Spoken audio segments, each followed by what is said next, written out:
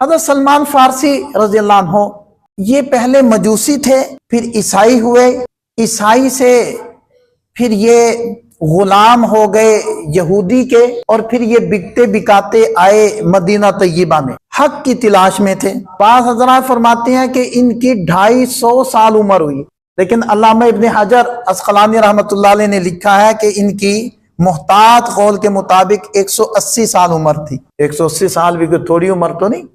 جب حضرت سلمان فارسی رضی اللہ عنہ فارس کے تھے، ایران کے تھے، یہ جب مدینہ طیبہ پہنچ گئے حق کی تلاش میں، مسلمان ہو گئے، اور غزوہ خندق سے پہلے یہ مسلمان ہوئے تھے، اور خندق کے موقع پر آپ علیہ السلام نے جو جنگ کے بارے میں مشورہ کیا تھا، تو اس کے بارے میں مشورہ حضرت سلمان فارسی نے یہ دیا تھا کہ خندقیں کھودی جائیں، اس طریقے سے ہم دشمن سے محفوظ رہ سکتے ہیں۔ بڑے دشمن سے مقابلہ کرنے یا اپنا دفاع کرنے کا یہی ایک طریقہ ہے۔ تو ان کے مشورے کے مطابق آپ علیہ السلام نے کیا اسٹریٹجی اپنائی تھی کہ خندقیں کھودی گئیں۔ یہ جب مدینہ طیبہ میں ان کی مواخات، بھائی چارہ، یعنی ان کا جو بھائی بنایا تھا آپ علیہ السلام نے وہ انصاری صحابی حضرت ابو درداء رضی اللہ عنہ۔ حضرت ابو درداء جوان صحابی تھے، اور حضرت سلمان فارسی رضی اللہ عنہ کی اس وقت عمر تقریباً 150 سال تھی۔ 150 سال کے یہ بزرگ تھے اور جہاں دیدہ تھے، اور یہ فرماتے ہیں کہ میرے 10 مالک رہے ہیں، یعنی 10 بندوں نے مجھے باری باری خریدا ہے۔ تو کتنا ان کا تجربہ تھا۔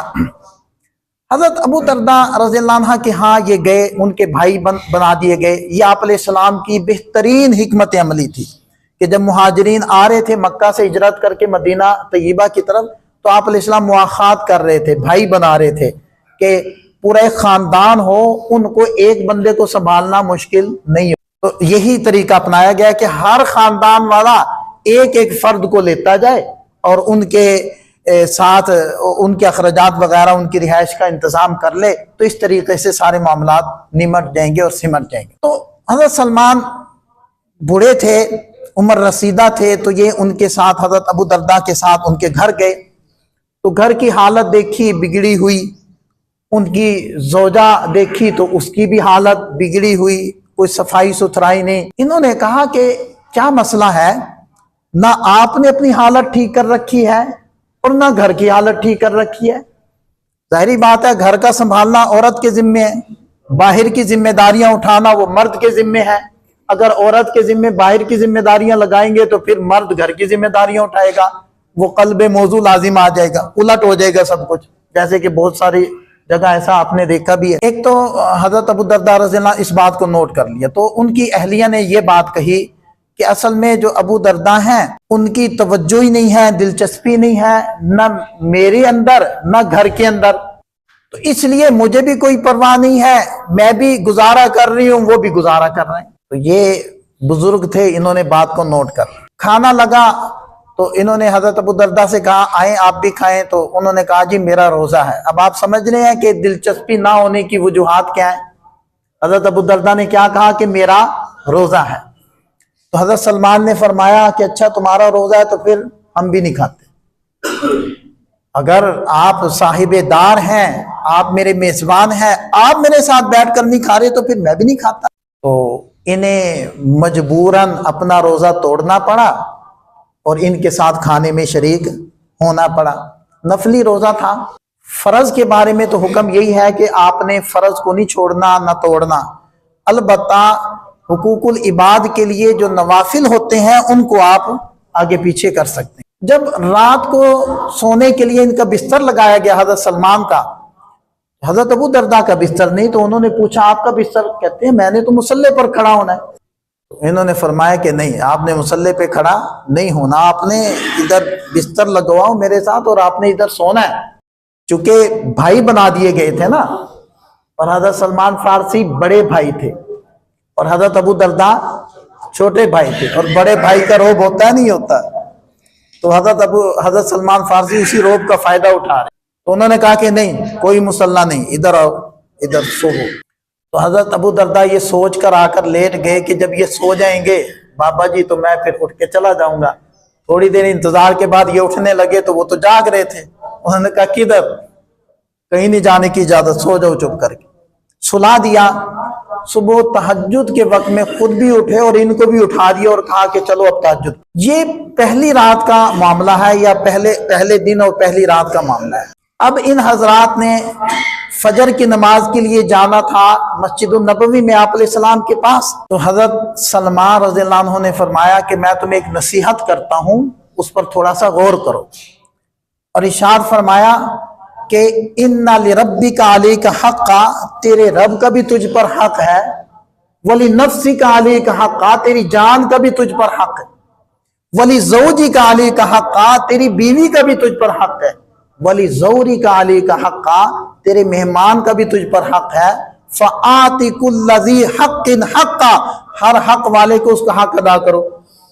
یہ الفاظ حضرت سلمان رضی اللہ عنہ نے ان کو فرمائے. اب یہ حدیث نہیں ہے, ابھی تک آپ صلی اللہ علیہ وسلم کی طرف سے تائید حاصل نہیں ہوئی. دونوں حضرات مسجد النبوی میں نماز فجر ادا کی آپ علیہ السلام کے پیچھے. فجر کی نماز کے بعد آپ علیہ السلام کی عادت مبارکہ تھی کہ نمازیوں کی طرف رخ کر لیتے, اور اگر کوئی وحی آئی ہوتی, نیا کوئی حکم آیا ہوتا تو آپ علیہ السلام وہ صحابہ کرام کو بتاتے. اور اگر کسی صحابی نے کوئی خواب دیکھا ہوتا یا کسی کو کوئی مسئلہ درپیش ہوتا تو وہ مسئلہ دریافت کر لیتے. اور بعض دفعہ آپ علیہ السلام خود بھی ارشاد فرماتے اگر کسی نے کوئی خواب دیکھا ہو تو وہ مجھ سے اس کی تعبیر پوچھ لے. یہ ساری جب باتیں ہو گئی تو آپ علیہ السلام کی نظر پڑی حضرت سلمان اور حضرت ابو درداء ان حضرات کے اوپر. کل ہی تو ان کی مواخات ہوئی ہے, تو ان دونوں کو بلا لیا اور حضرت ابو درداء سے پوچھنے لگے کہ سناؤ آپ کے بڑے بھائی کیسے لگے, کوئی مزاج ملا؟ تو وہ تو بھرے بیٹھے تھے, سارے کل دن کی اور رات کی کاروائی ہوئی تھی, تو وہ تو پھٹ پڑے کہ جی میں روزے سے تھا, انہوں نے مجھے مجبور کیا, میرا روزہ توڑوایا, میں رات کو عبادت کرنا چاہتا تھا, انہوں نے مجھے عبادت نہیں کرنے دی, اپنے ساتھ لٹا لیا اور زبردستی سلا دیا. یہ ساری باتیں کی اور انہوں نے مجھے آنے سے پہلے یہ نصیحت بھی کی. اور وہ جو نصیحت تھی ان لربک علیک حقا ولنفسک علیک حقا ولزوجک علیک حقا ولزورک علیک حقا فآت کل ذی حق حقا. یہ ساری بات انہوں نے حضرت ابو درداء نے آپ علیہ السلام کو سنا دی. تو آپ علیہ السلام نے فرمایا صدق سلمان. اب یہ جو صدقہ ہے نا, صدقہ کا کیا معنی ہوتا ہے؟ سچ کہا. یہ سچ کہنے پر بھی بولا جاتا ہے, سچ یعنی درست کرنے پر بھی بولا جاتا ہے. تو مطلب کیا ہوگا؟ صدق سلمان, یعنی سلمان نے جو کہا وہ بھی ٹھیک کہا, سلمان نے تیرے ساتھ جو کیا وہ بھی ٹھیک کیا. اب جب آپ صلی اللہ علیہ وسلم کی تائید حاصل ہو گئی حضرت سلمان کی بات کو, اب وہی بات حدیث مرفوع بن گئی اور وہی بات دین بن گئی. لہذا اب یہ دین بن گیا کہ تیرے رب کا تجھ پر حق ہے, اس کے بعد تیری جان کا تجھ پر حق ہے, اس کے بعد تیری بیوی کا تجھ پر حق ہے, اس کے بعد تیرے مہمان کا تجھ پر حق ہے. ہر حق والے کو اس کا حق دو. یہ تعلیم کون دے رہا ہے؟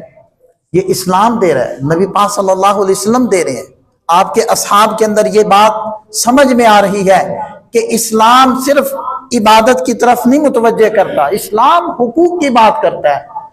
اللہ کا حق سب سے پہلے ہے, اس کے بعد ہر ایک کا درجہ بدرجہ حق موجود ہے, اور ہر ایک کو اس کا حق دینا یہ دین ہے.